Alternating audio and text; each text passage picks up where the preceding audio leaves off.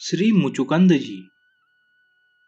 सूर्य वंश में इक्ष्वाकु कुल बड़ा ही प्रसिद्ध है, जिसमें साक्षात परम ब्रह्म परमात्मा श्री राम रूप में अवतीर्ण हुए। इसी वंश में महाराजा मानधाता महान प्रतापशाली राजा हुए।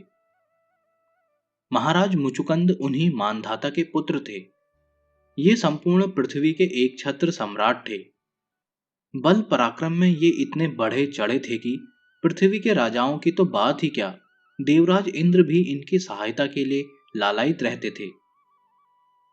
एक बार असुरों ने देवताओं को पराभूत कर दिया। देवता बड़े दुखी हुए। उनके पास कोई योग्य सेनापति नहीं था, अतः उन्होंने महाराज मुचुकंद से सहायता की प्रार्थना की। महाराज ने देवराज की प्रार्थना स्वीकार कर ली और वे बहुत समय तक देवताओं की रक्षा के लिए असुरों से लड़ते रहे।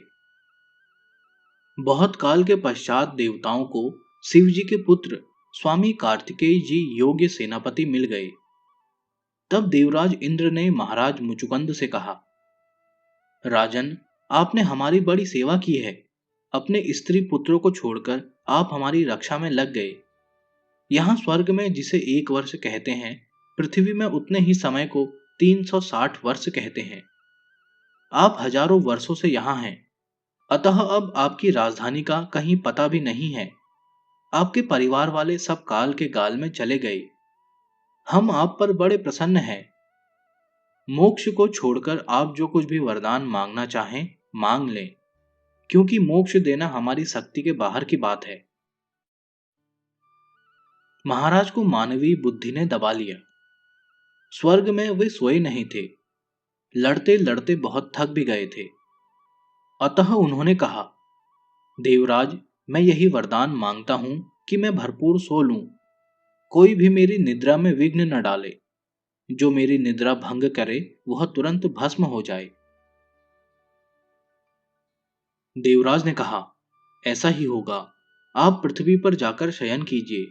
जो आपको जगाएगा वह तुरंत भस्म हो जाएगा। ऐसा वरदान पाकर महाराज मुचुकंद भारतवर्ष में आकर एक गुफा में सो गए। सोते सोते उन्हें कई युग बीत गए। द्वापर आ गया। भगवान ने यदुवंश में अवतार लिया। उसी समय काल यवन ने मथुरा को घेर लिया। उसे अपने आप ही मरवाने की नीयत से और महाराज मुचुकंद पर कृपा करने की इच्छा से भगवान श्री कृष्ण काल यवन के सामने से बचकर भागे। काल यवन को अपने बल का बड़ा घमंड था। वह भी भगवान को ललकारता हुआ उनके पीछे पैदल ही भागा। भागते भागते भगवान उस गुफा में घुसकर छिप गए जहां महाराज मुचुकंद सो रहे थे। उन्हें सोता देखकर भगवान ने अपना पीतांबर धीरे से उन्हें उड़ा दिया और आप छिपकर तमाशा देखने लगे, क्योंकि उन्हें छिपकर तमाशा देखने में बड़ा आनंद आता है। दृष्टा ही जो ठहरे। काल यवन बल के अभिमान में भरा हुआ गुफा में आया और महाराज मुचुकंद को ही भगवान समझकर जोरों से दुपट्टा खींचकर जगाने लगा। महाराज जल्दी से उठे। सामने काल यवन खड़ा था। दृष्टि पड़ते ही वहीं जलकर भस्म हो गया। अब तो महाराज इधर उधर देखने लगे। भगवान के तेज से संपूर्ण गुफा जगमगा रही थी। उन्होंने नवजलधर श्याम पीत कौशाय वासा वनमाली को सामने मंद मंद मुस्कुराते हुए देखा। देखते ही वे अवाक रह गए। अपना परिचय दिया। प्रभु का परिचय पूछा। गर्गाचार्य के वचन स्मरण हो आए।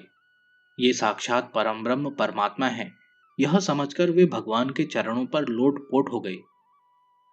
भगवान ने उन्हें उठाया, छाती से चिपकाया, भांति भांति के वरों का प्रलोभन दिया, किंतु वे संसारी पदार्थों की निहिसारता समझ चुके थे। अतः उन्होंने कोई भी सांसारिक वर नहीं मांगा।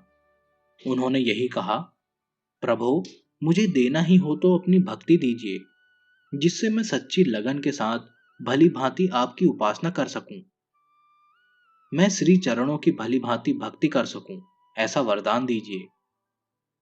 प्रभु तो मुक्तिदाता हैं, मुकुंद हैं।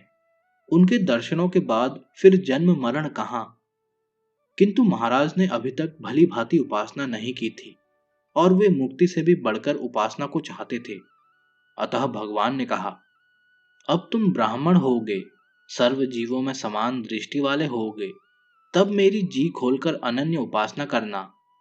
तुम मेरे तो बन ही गए हो। तुम्हारी उपासना करने की जो अभिलाषा है, उसके लिए तुम्हें विशुद्ध ब्राह्मण वंश में जन्म लेना पड़ेगा, और वहां तुम उपासना रस का भली भांति आस्वादन कर सकोगे।